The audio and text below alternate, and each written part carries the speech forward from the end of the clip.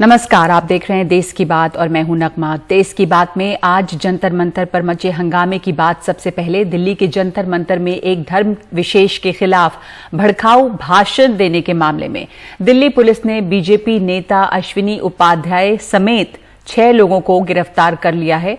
इस मामले में कुछ और लोगों की तलाश भी जारी है, लेकिन अश्विनी उपाध्याय और बाकी लोगों की गिरफ्तारी से गुस्साए कुछ हिंदूवादी संगठनों ने आज पुलिस थाने में जाकर काफी हंगामा मचाया है और यहां पर यह भी कहा गया है कि जो लोग गिरफ्तार हुए हैं उनमें कुछ लोगों के और नाम जो हैं वो हैं विनोद शर्मा, दीपक सिंह, विनीत क्रांति, प्रीत सिंह। और इसमें जो मामला दर्ज किया गया है वो एक धारा 153A और 188 जो आईपीसी की धारा है उसमें मामले दर्ज किए गए हैं। इससे पहले एक वीडियो बहुत ज्यादा वायरल हुआ था सोशल मीडिया पर, जिसमें देखा गया था कि यहां पर सांप्रदायिक नारेबाजी हो रही थी। जंतर मंतर पर जो विरोध प्रदर्शन हो रहा था, उस विरोध प्रदर्शन नहीं था, एक तरह से एक लोग वहां पर जुटे थे और कहा यह गया कि भारत छोड़ो आंदोलन जो था उसी की याद में यहां पर यह भीड़ इकट्ठी हुई है। लेकिन यहां पर जो नारेबाजी हो रही थी वो काफी ज्यादा सांप्रदायिक थी। ये जो प्रोटेस्ट था इसका आयोजन किया था भारत जोड़ो आंदोलन ने जंतर मंतर पर और इसी में ये सब लोगों को अरेस्ट किया गया है। पहले देखते हैं इससे जुड़ी हुई पूरी रिपोर्ट।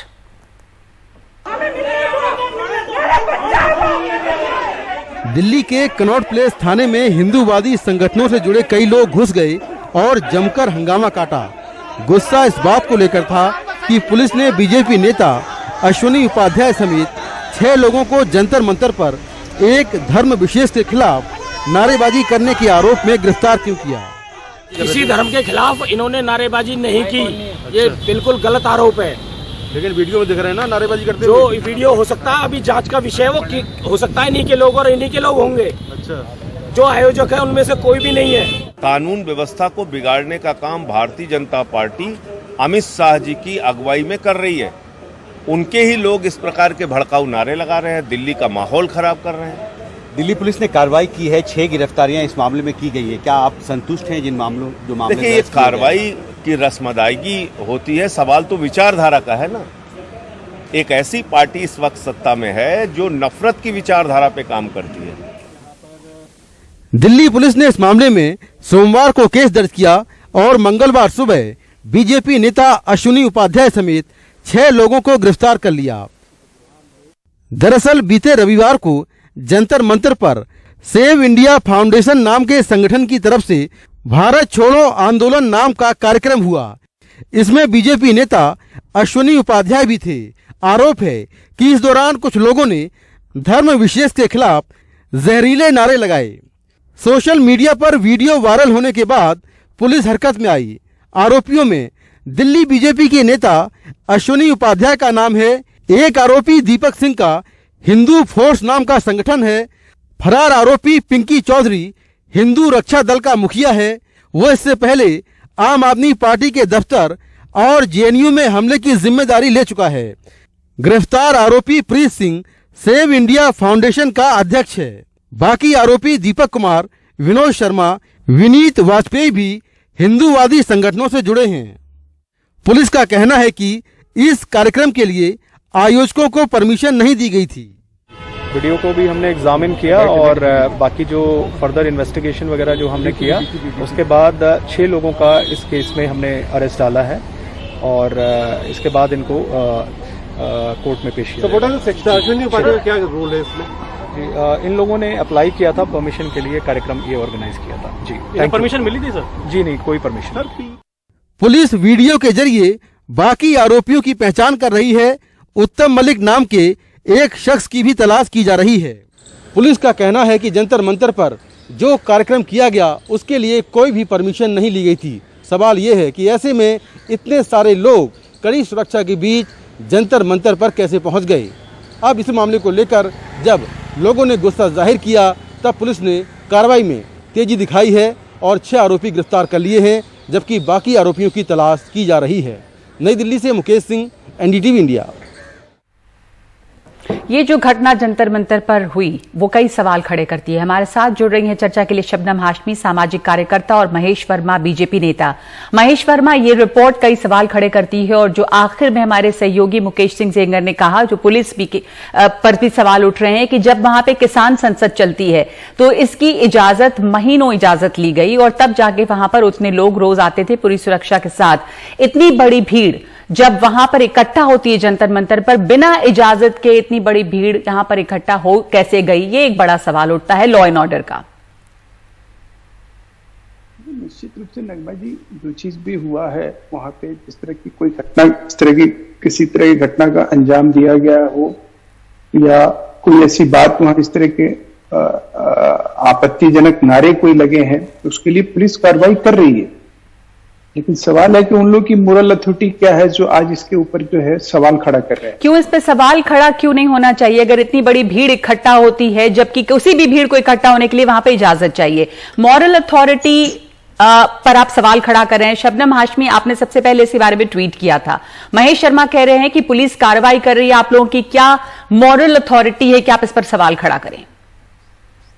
देखिए, मैं एक नागरिक होने के नाते इस देश के संविधान में यकीन रखती हूँ, और ऐसा कुछ भी हो जो संविधान के खिलाफ हो, और यहाँ पे जो कुछ हुआ जंतर मंतर पे, वो संवैधानिक मूल्यों का एक बहुत बड़ा उल्लंघन था। मेरे पास वो शाम को किसी ने वीडियो भेजा था और मैंने पहला कदम ये किया कि वो डीसीपी को वीडियो भेजा। डीसीपी ने मुझे जवाब दिया कि आप एक कंप्लेंट फाइल कीजिए, तब हम इन्वेस्टिगेट करेंगे। तो मैं और एनी राजा कल गए और हमने कंप्लेंट फाइल की।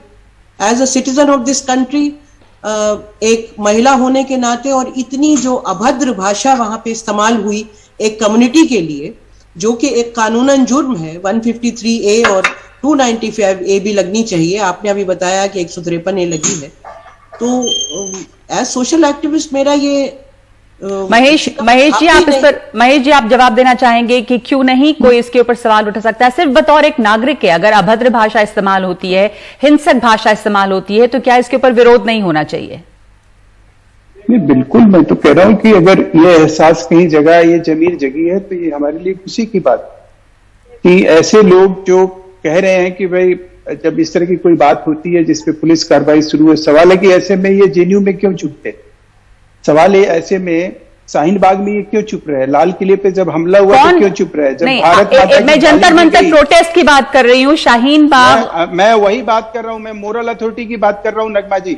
हाँ। कि अगर ये वो लोग हैं, हम इस चीज की कोई हिमायत करने नहीं आए। वहां जो अश्वनी जी ने, तो जो हमारे बीजेपी लीडर है, उन्होंने स्पष्ट रूप से ये कहा कि हमारा उससे कोई लेना देना नहीं है। अब वो देखते जांच का विषय है कि आयोजन तो उन्होंने किया था भारत जोड़ो आंदोलन के तहत।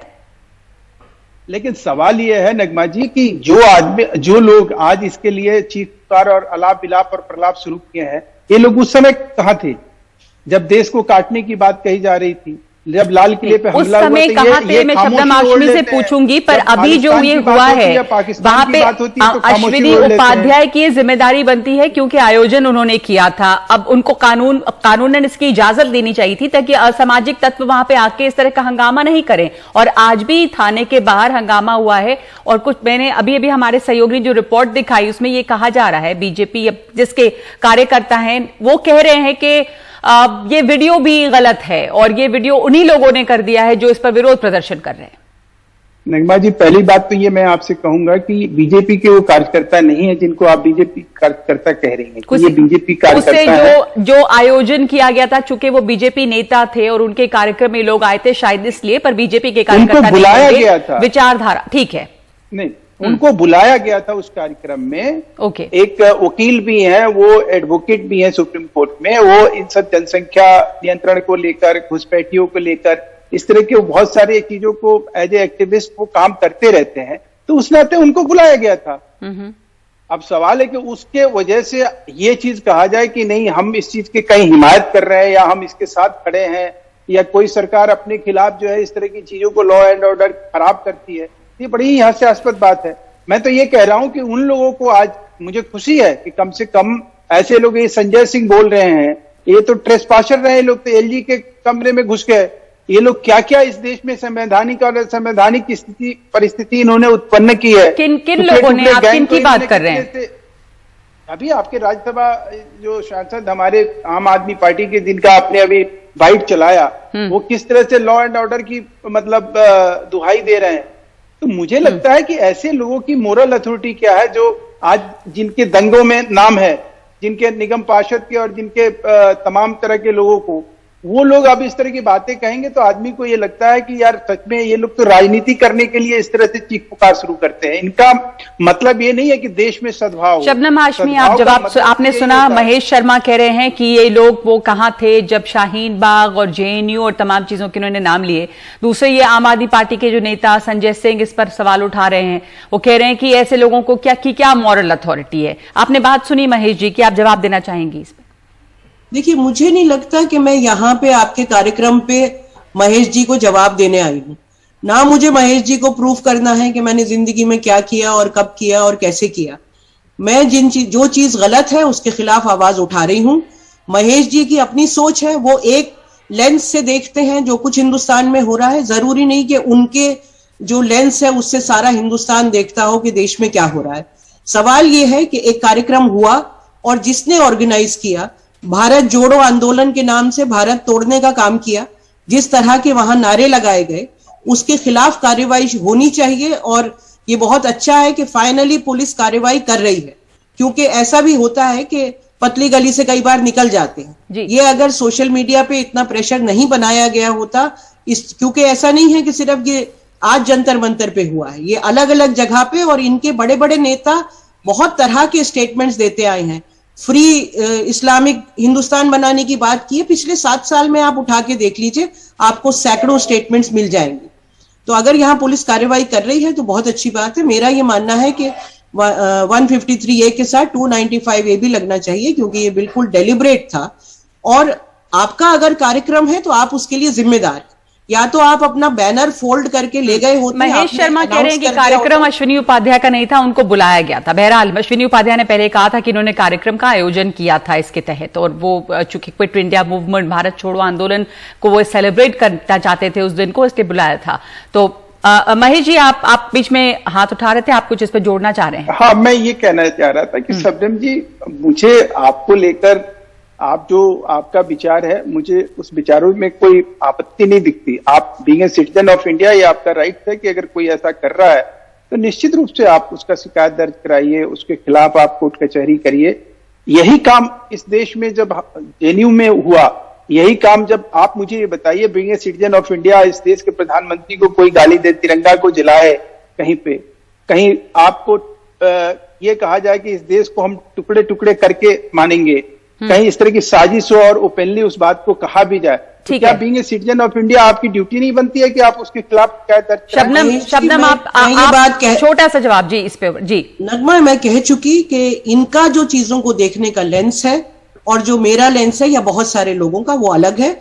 इस बारे में बहुत बार आ चुका कि वो वीडियो टेप्स जो थी वो सारी की सारी डॉक्टर थी। इस पे बहस करने का कोई मतलब नहीं है। जब इनसे एक इशू उठाया जाए तो ये पिछले 5 इशू या पिछले जन्म की बातें लेके आ जाते हैं। जी, जो सामने सवाल जो जंतर मंतर पे हंगामा हुआ, जो ओपनली, हाँ बिल्कुल ठीक है, ये जो जंतर मंतर पे हंगामा हुआ, इसमें कार्रवाई हुई है भी कुछ धाराओं के तहत, और इसको लेकर भी हंगामा हुआ है कि क्यों कार्रवाई की जा रही है। और कुछ लोगों ने, जो उनके समर्थक हैं, इन लोगों ने ये भी सवाल उठाया है कि क्या ये वीडियो सही है या वीडियो उन्हीं लोगों ने बनवा दिया है जो लोग आज इसकी शिकायत कर रहे हैं। इसमें 6 लोग गिरफ्तार हुए हैं, जिसमें खुद अश्विनी उपाध्याय भी हैं। तो इस वक्त बहुत बहुत धन्यवाद आप दोनों लोगों का। हमारे पास इतना ही वक्त है इस चर्चा पे बातचीत का। एक ब्रेक ले रहे हैं इस समय, और उसके बाद फिल्मों की शूटिंग जारी है, तो फिर रंगमंच क्यों नहीं, इस पे चर्चा इस ब्रेक के बाद।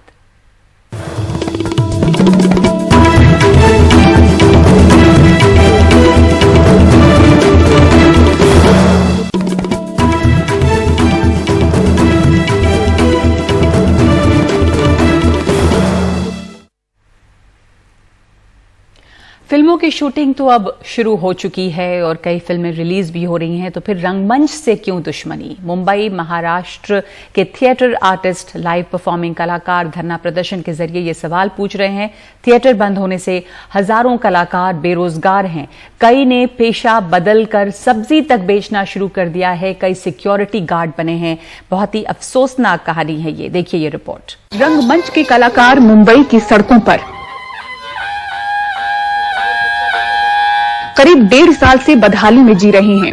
कहते हैं भीख नहीं मांग रहे, बस थिएटर खोल दिए जाएं। बीते 1 महीने से रह रहकर कभी दादर तो कभी सीएसटी पर धरना दे रहे हैं। पूछते हैं कि फिल्मों की शूटिंग शुरू है तो रंगमंच से क्या दुश्मनी? 1.5 साल से हमारा काम बंद है। ये लोक कला बनते छोटे छोटे कलाकार हैं, उनको परफॉर्म करने की मुबाह नहीं है, तो खाएंगे क्या? इसके इसीलिए हम सरकार को बोल रहे हैं कि आप लोकल शुरू कर रहे हैं, बस शुरू कर रहे हैं, मॉल शुरू कर रहे हैं, थिएटर शुरू करो, हमारे परफॉर्मेंस शुरू करो, हमें मदद की भी जरूरत नहीं है। शूटिंग वगैरह चालू है तो हमारे शोज भी चालू किए जाए। लास्ट 2.5 ईयर से हम लोग हैं ऐसे ही घर पे बैठे हुए हैं। हमारे ग्रुप के अभी तक 4 से 5 जन में आत्महत्या की हुई है और कुछ लोगों की तो ऐसी हालत है, साड़ी पहन के रास्ते पे लोग भीख मांग रहे हैं। ऐसी भी हालत पैदा हुई है। फिल्मिस्तान वाले राज्य महाराष्ट्र में गायक, संगीतकार, डांसर, एक्टर ऐसे हजारों लाइव परफॉर्मिंग आर्टिस्ट बीते 1.5 वर्षों से अपना काम नहीं कर पा रहे हैं। कईयों ने पेशा बदल दिया, पर आर्थिक मुश्किलें बरकरार हैं। मुंबई के अलावा कोल्हापुर, नागपुर में भी आर्टिस्टों ने धरना दिया। आज 17 महीना हो गया। 17 महीने से हमारे सब प्रोग्राम बंद है, हमारा स्टेज बंद है। हम ना ओपन में शो कर सकते हैं ना स्टेज में शो कर सकते हैं। आज जिस दिन हम लोग शो करते हैं उसी दिन हमको पैसा मिलता है, उस पैसे पे हमारा घर चलता है। आज तक हमारे 20 से ज़्यादा लोगों ने, कलाकारों ने आत्महत्या कर ली है। आज तक हमारे बहुत से कलाकार हार्ट अटैक से और बीमार पकड़ के मर गए। आज हमारी हालत ऐसी है कि आज बहुत से परिवारों के, कलाकारों के परिवार के घर में खाने को अनाज नहीं है, ना दाना है, ना पानी है। 2 साल से हम लोग घर पे बैठे हुए हैं। वाइफ मेरी भी वड़ा पाव का बिजनेस, उसका वड़ा पाव का उसने स्टॉल डाल के अभी हमारा घर कैसा चल रहा है। लेकिन इतनी बुरी हालत हम कलाकारों की कभी भी आई नहीं थी अभी। लेकिन 2 साल से हम लोग बहुत बेरोजगार हो गए। वेजिटेबल्स का बिजनेस किया, किसी ने मच्छी का बिजनेस किया। बहुत सारे लोग तो हमारे यहाँ पर जो जेंट्स आर्टिस्ट है, कितने सारे लोगों ने सिक्योरिटी गार्ड का जॉब किया है। जो मतलब मैंने खुद 1.5 महीना वो जॉब किया था। मतलब हमारी वजह से गर्दी होती है ना, भीड़ होती है, तो फिर वही भीड़ जमा करने के लिए एक ऐसा टाइम था 2 साल पहले कि हम कलाकार चाहिए थे, और आज हमारी वजह से भीड़ हो रही है, इसके लिए हमें परमिशन नहीं मिल रही। ये सबसे गंदी बात है। महाराष्ट्र में सिनेमा, मल्टीप्लेक्स थिएटर बंद हैं, लेकिन फिल्मों और टीवी की शूटिंग जारी है। ऐसे में रोज की कमाई पर निर्भर थिएटर और लाइव परफॉर्मिंग आर्टिस्ट भी पाबंदियों से निकाले जाने की मांग कर रहे हैं। मुंबई से पूजा भारद्वाज, एनडीटीवी इंडिया। और इस समय हमारे साथ जुड़ रहे हैं थिएटर के 2 कलाकार, मेघा घाटगे और संतोष लिम्बोरे, जो अध्यक्ष हैं लावनी कलाकार महासंघ के। संतोष लिम्बोरे, ये रिपोर्ट हमने देखी और बहुत ही दर्दनाक कहानी है तमाम थिएटर आर्टिस्ट की जिनके पास काम नहीं है। आप बता सकते हैं कि कितनी मुश्किल से आप लोग गुजरे इतने लंबे समय में, और कैसे रोज का काम चला आप लोगों का इस लॉकडाउन के दौरान जब सब कुछ बंद था? क्योंकि थिएटर जो है वो फिल्में नहीं है कि बहुत ज्यादा पैसे हैं, वैसे भी संघर्ष काफी है। संघर्ष तो आज तक चल रहा है।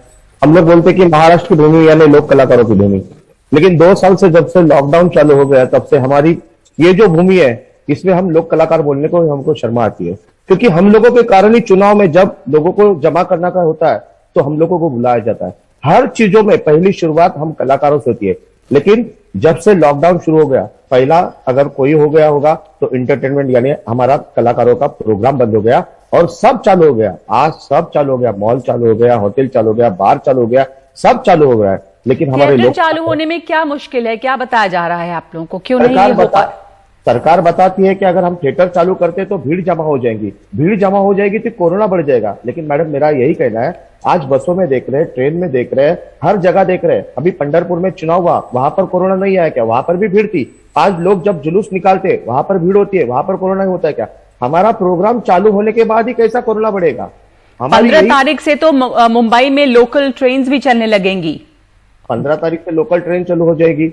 वो लोग बोल रहे कि जिनको 2 टीका मिला है उनको, फिर हमारा भी वैसा कर दीजिए ना। जिन्होंने 2 टीका लिया है उनके लिए थिएटर चालू कर दीजिए ना जी। आज सरकार बोलते है कि हम आपको अनुदान दे देंगे, पैसा दे देंगे, कितना 56,000 लोगों को। पूरे मुंबई में ही 2.5 से 3 लाख से ज्यादा कलाकार है, फिर 56,000 कलाकार कहां से लाए सरकार ने? मेघा, किस तरह से लोग इसमें परेशान हुए हैं और हमने देखा कि कुछ लोग मजबूरन दूसरे रोजगार अपनाने के लिए उनको मजबूर होना पड़ा है। आप बता सकते हैं इसके बारे में कि जब लोगों के पास कोई जरिया नहीं है रोजगार का, आमदनी का, तो किस तरह के काम करके लोग अपनी जीवन यापन कर रहे हैं? जिस तरीके से हम लोग अभिमान से जी रहे थे ना कलाकार, वो हमारा अभिमान ही छीन लिया गया है पहली बार। तो अभी जब तक ये थिएटर शुरू नहीं होते तब तक हमारा अभिमान नहीं वापस आने वाला।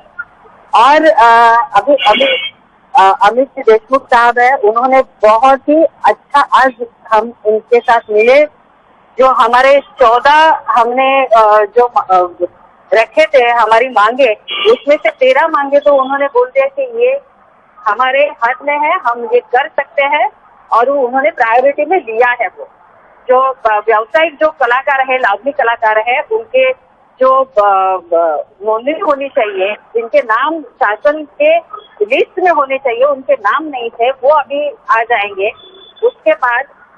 उसके बाद जो वयोवृद्ध कलाकार है हमारे, लावनी हो या और भी नाटक कलाकार हो, जो वयोवृद्ध कलाकार है, उनकी 60 वर्ष के ऊपर अगर वो कलाकार हो तो उसका पालन तत्व हम शासन के ऊपर उन्होंने डाला है कि आप उनका पालन तत्व ले लीजिए और उनको संभालिए।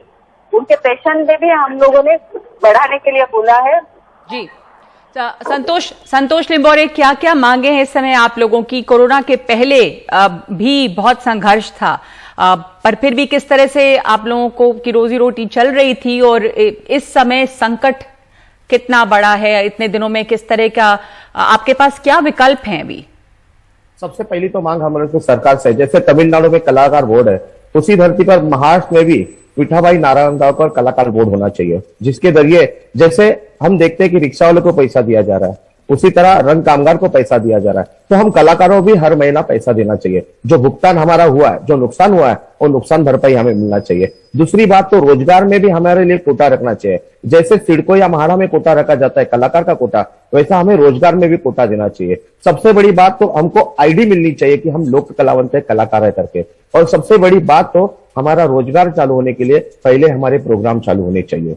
और आज विकल्प बोल रहे तो हमारे कुछ कलाकार फिल्मों में इंस्पेक्टर का रोल कर रहा है, लेकिन आज ऐसी मजबूरी है कि वही कलाकार आज तो सिक्योरिटी की जगह पर सिक्योरिटी गार्ड बन के रह रहे हैं।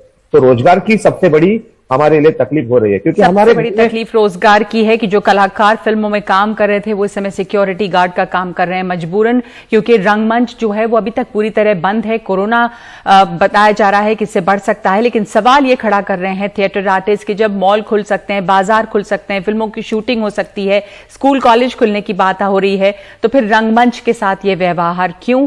बहुत बहुत धन्यवाद आप दोनों का अपनी बात रखने के लिए। इस समय हम देश की बात में एक ब्रेक ले रहे हैं और ब्रेक के बाद देखिए एमएसपी के नाम पर किस तरह से होती है धांधलियां।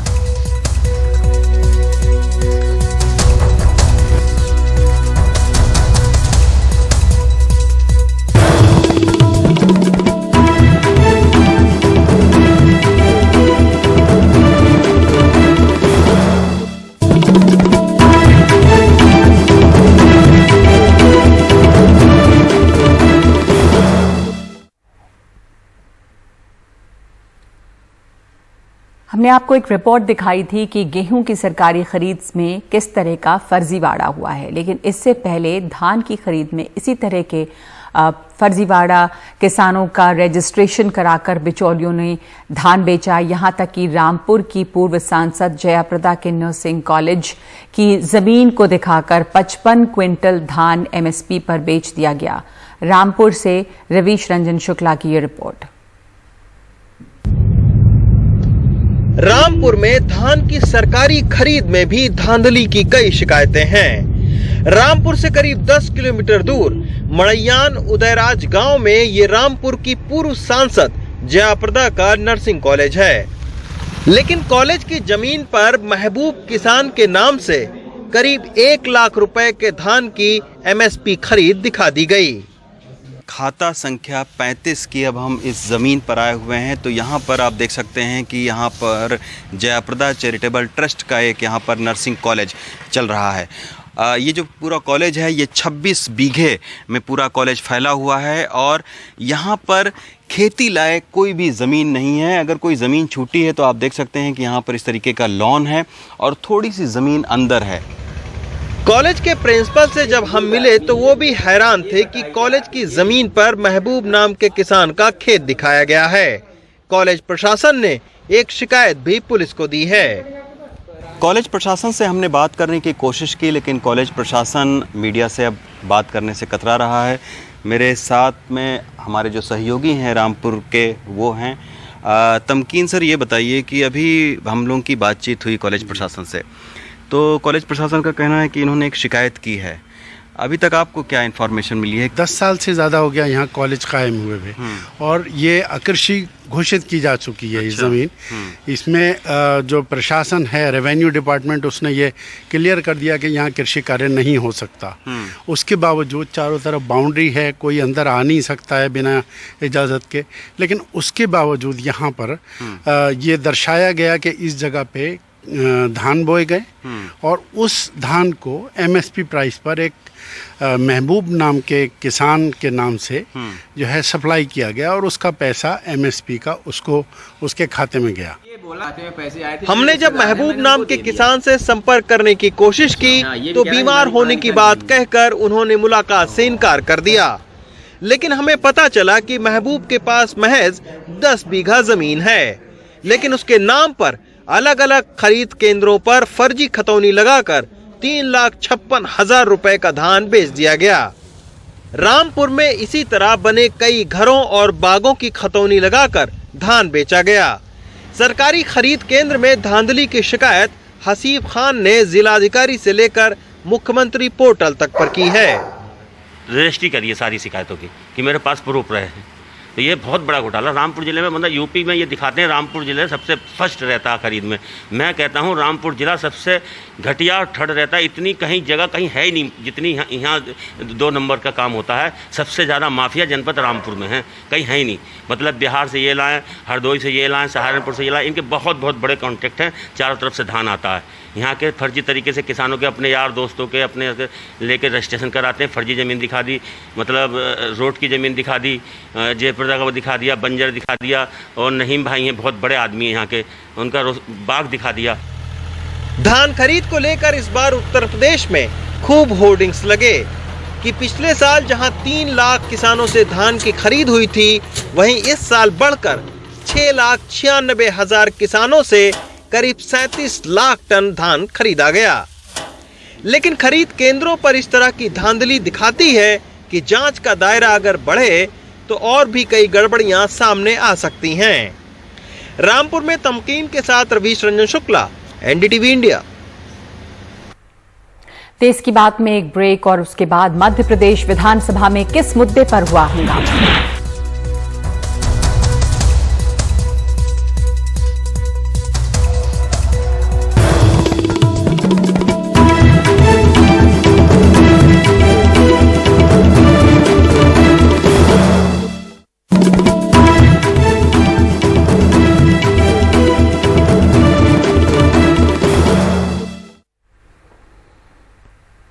ओबीसी को 27% आरक्षण देने के मुद्दे पर आज मध्य प्रदेश विधानसभा में जमकर हंगामा हुआ, जिसकी वजह से सदन का मॉनसून सत्र 2 दिन पहले ही अनिश्चित काल के लिए स्थगित करना पड़ा। कांग्रेस विधायक अपनी मांगों से जुड़े नारे लिखे एप्रन पहनकर सदन में आए थे। कांग्रेसी विधायकों के शोरगुल के बीच विधानसभा अध्यक्ष ने सदन के काम पूरे कराए और कार्रवाई अनिश्चित काल के लिए स्थगित कर दी गई है।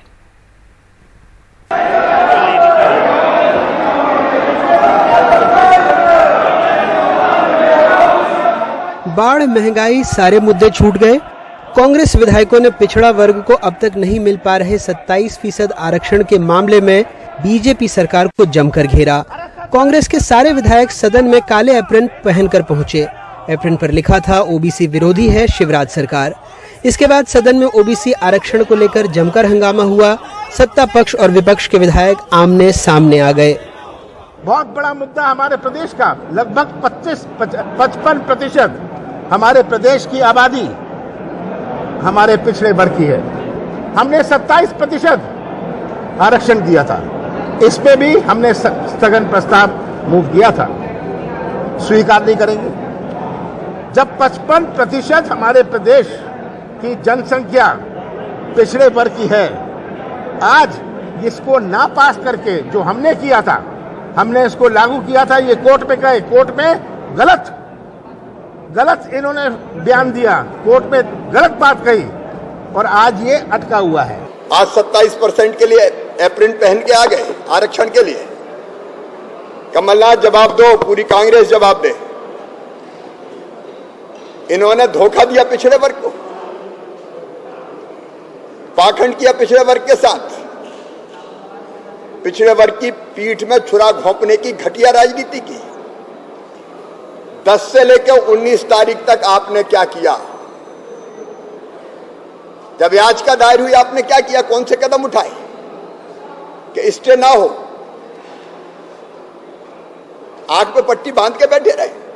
सत्ता और विपक्ष भले ही बाढ़ पर चर्चा न कर पाए, लेकिन श्योपुर से कांग्रेस विधायक बाबू जंडेल ने इस मुद्दे पर अपना कुर्ता फाड़कर कैमरों का ध्यान अपनी ओर खींच लिया। अगर मेरी जनता पे कपड़ा नहीं तो मैं भी नहीं पहनूंगा, और जूता नहीं तो मैं जूता भी नहीं पहनूंगा। मध्य प्रदेश में इस बार आफत की बारिश हुई। 24 लोगों की मौत हो गई। 8,832 लोगों को रेस्क्यू किया गया। 32,000 से ज्यादा लोगों को राहत कैंप में पहुंचाया गया। 207 करोड़ रुपए के सड़क पुल पुलिया बह गए। खेती और घरों के नुकसान का आकलन अभी बाकी है। उम्मीद थी सदन इन पर भी चर्चा करेगा, लेकिन सिर्फ 4 दिनों का सत्र 3 घंटे में खत्म हो गया। ये सच है कि आरक्षण को लेकर सत्ता और विपक्ष की अपनी दलीलें हैं जो सहूलियत से भरी होती हैं जब वो कुर्सी पर काबिज होते हैं। इस दिशा में कोई ठोस प्रयास नहीं किया जाता, लेकिन इसको लेकर हुए शोर शराबे के बीच और कई अहम मुद्दे दफन हो जाते हैं। जैसे मध्य प्रदेश विधानसभा का मॉनसून सत्र 4 के बजाय 2 दिन में ही अनिश्चितकाल के लिए स्थगित हो गया। भोपाल से कैमरा पर्सन रिजवान खान के साथ अनुराग द्वारी, एनडीटीवी इंडिया। तो आज देश की बात में इतना ही। नमस्कार।